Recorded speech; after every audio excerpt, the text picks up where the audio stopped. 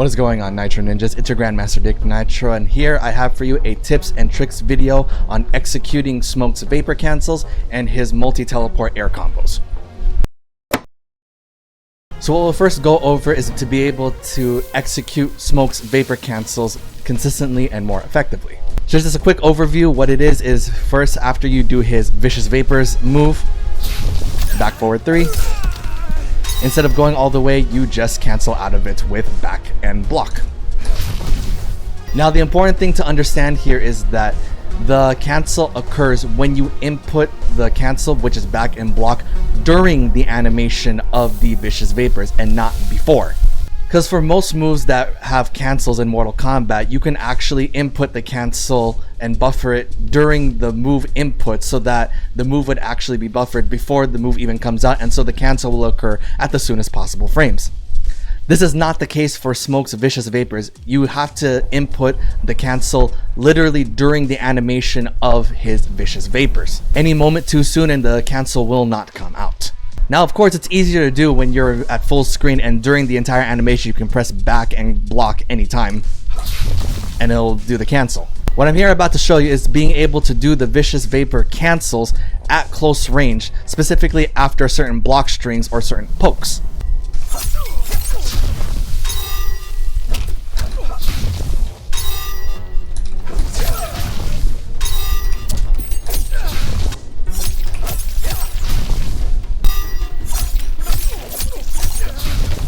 So there are two ways to execute this. First way is to be able to time your back and block perfectly, which is during the animation of when Smoke becomes, turns into Smoke during his Vicious Vapors. At the precise moment when Smoke starts his Vicious Vapors and actually becomes Smoke is only time you can actually press back and block to cancel out of it. Any moment too soon, he's not going to do it. And of course, it's too late if your Vicious Vapors connects with the attack and not the cancel. So while understanding the timing of each moment when to cancel from his Vicious Vapors is easier to execute, it is definitely harder to time, especially if you don't have the rhythm down or you're in the heat of battle and your timing is just a little bit off, you're not going to pull off the cancel. So the other way that you can actually consistently pull off the cancel, which is the way I personally do it, which is a little bit hard to execute, but you are able to hit the cancels more consistently, is to actually double tap back and block to buffer the cancel during the animation to get a more likely chance of hitting the timing correctly.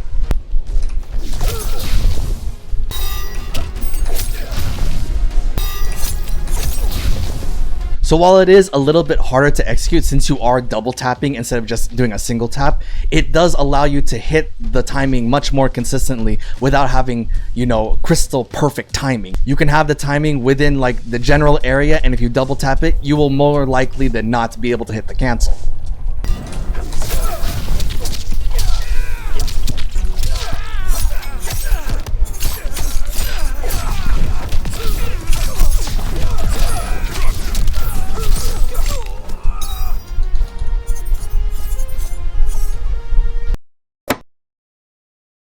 Next thing we're going to be talking about is hitting his multi-teleport air combos. Before we get into that, a concept you must understand is gravity scaling. What gravity scaling pretty much is that the more hits you continue to juggle your opponent while they're in the air, the faster they start falling after each subsequent hit.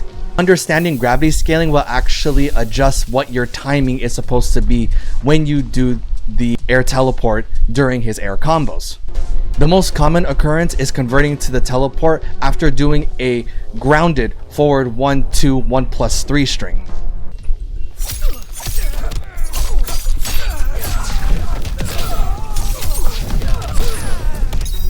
Since after the string your opponent will be in the air for the first time, what you want to do is after doing the first amplified teleport, you want to delay your 1-1 string until you see your opponent slowly going down, just even a little bit. The moment they start going down is then when you want to input 1-1 into your next teleport, whether that's just the unamplified or the amplified teleport.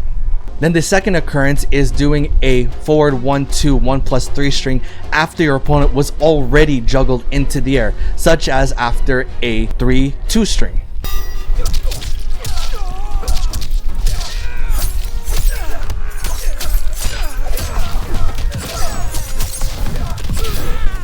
in which in this case, since your opponent was already in the air due to the 3-2 string, you want to hit 1-1 to your teleport as soon as possible after the amplified first teleport.